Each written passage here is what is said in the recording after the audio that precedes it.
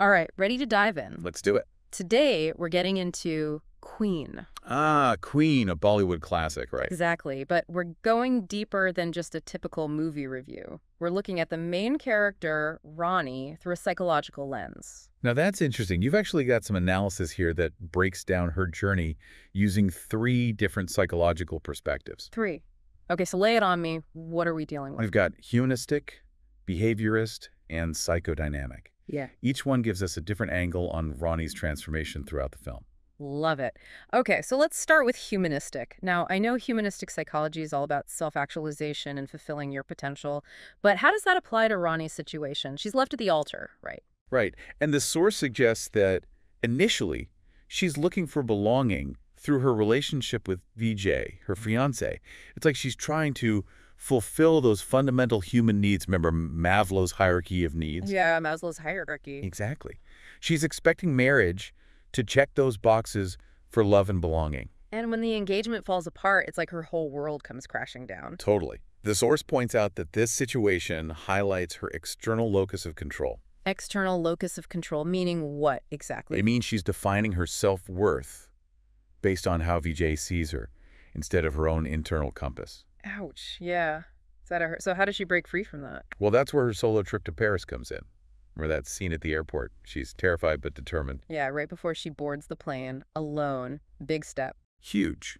And the source suggests this is the beginning of her shift towards a more internal locus of control. She's taking the reins, deciding her own destiny. Paris becomes her training ground for self-discovery. Exactly. She's stepping into a whole new world, one that challenges everything she thought she knew. It's like she's shedding her old skin and becoming. Well, we'll get to that. But speaking of how we understand her transformation, I'm curious about the behaviorist perspective. Right. So behaviorist psychology, it's all about learned behaviors, right? Conditioning. Conditioning, yeah, like Pavlov's dogs. Exactly. And the source suggests that Rani grew up surrounded by these really romanticized ideas about marriage, like it was the ultimate goal in life. So it's classic conditioning. She's internalized this belief that her worth is tied to being married. Exactly. So when Vijay breaks things off, her whole belief system just crumbles. You wonder she's devastated. Okay, so we've got this external locus of control from the humanistic view, and now this conditioning element from the behaviorist perspective. What about psychodynamic? What does that lens bring to the table? Okay, so psychodynamic gets into the unconscious stuff. Remember that scene where Rani gets the breakup call? Heartbreaking. Totally. And her reaction, pretending it's not happening, Yep. That's classic denial. Denial, like a defense mechanism. Exactly. The source suggests it's her ego trying to protect her from the pain, from the hit, to her self-image. That makes sense. It's like her mind trying to shield itself from the full blow. Exactly. And it's natural. But the source suggests that deep down, Rani knows she can't outrun this forever. She has to face it head on. Which is where the real journey begins. She's running away from her problems. Literally. But in a way, running towards something, too. Right, towards, like you said, facing things head on. Yeah, she has to confront those challenges. And that's when we start to see her really grow. Exactly. Remember that scene with Taka? The Japanese traveler? Yeah, the one who lost his family in the tsunami. Oh, man. That scene always gets me. So powerful, right? It's heartbreaking, his story, but he's so positive. It's incredible. Yeah. And the source points out how Rani, she's hesitant at first, to open up. He's hurting. Of course. But she's drawn to Taka's resilience.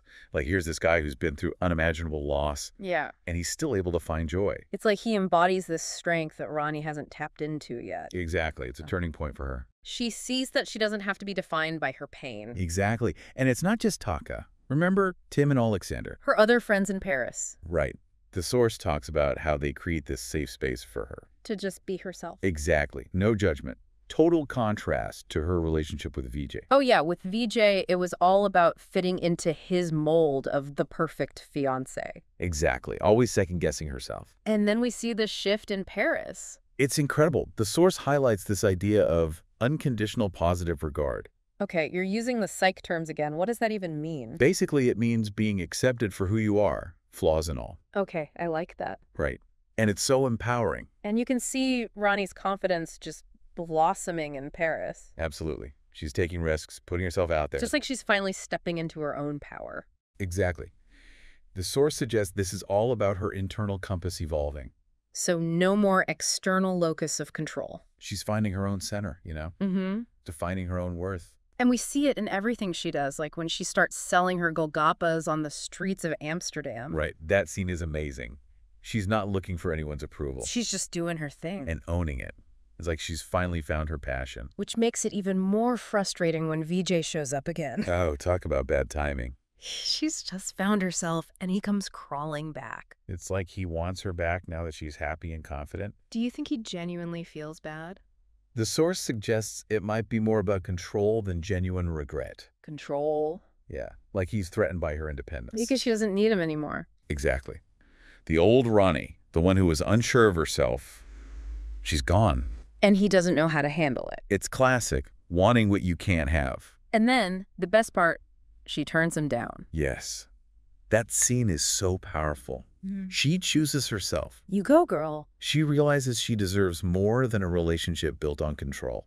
She's learned that true love starts with loving yourself. Exactly. It's like she finally realizes her own worth. Exactly. And the source points out it's not just about romantic relationships. Right. It's about all the relationships in our lives. Work, friends, family, the whole shebang. Exactly.